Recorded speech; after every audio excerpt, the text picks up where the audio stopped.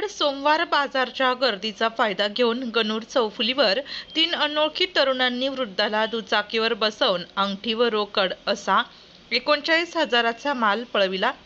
चांदवड चौफुली ते गणूर चौफुली रोडच्या बाजूला सोमवार दिनांक 3 नोव्हेंबर रोजी सकाळी 8:45 वाजेच्या सुमारास 3 अनोळखी इसमांनी 70 वर्षीय वृद्ध इसमाकडून 25,000 रुपये किमतीची 4 ग्रॅम 900 मिली मापाची सोन्याची अंगठी व 14,000च्या 500, 200, 100 रुपयाच्या नोटा तिघांनी संगनमताने काढल्या।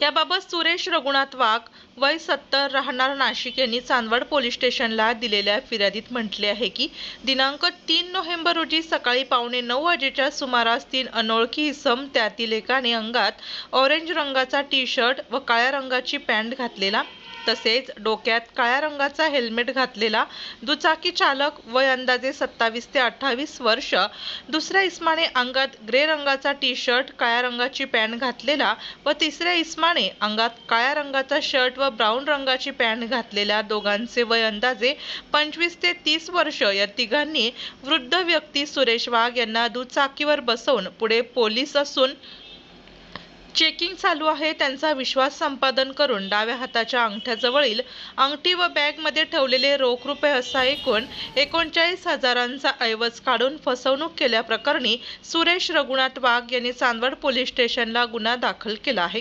अधिक तपास पोलीस निरीक्षक कैलास वाघ यांच्या मार्गदर्शनाखाली हवालदार S1 जाधव करीत आहेत।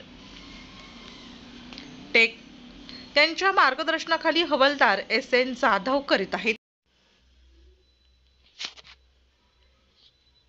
आपल्या जिल्ह्यातील व तालुक्यातील तत्काळ बातम्या व जाहिरात बघण्यासाठी आजच DJ महाराष्ट्र न्यूजला सबस्क्राईब व लाईक करा। तसेच प्रत्येक तालुक्यात अनुभवी प्रतिनिधी नेमणे आहे तरी संपर्क करा।